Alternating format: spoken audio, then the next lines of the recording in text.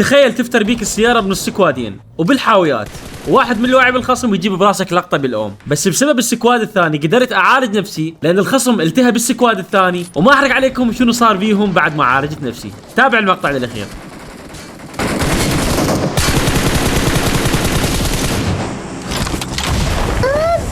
ما ادري.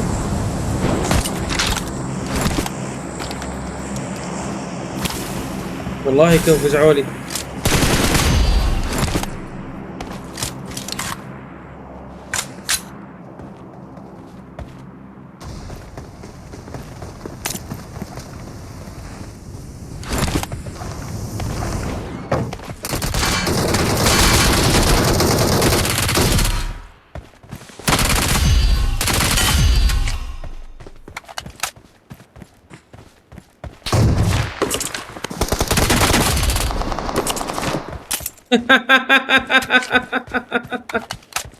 يا ربي فزعوا لي هذول السكواد طبعا.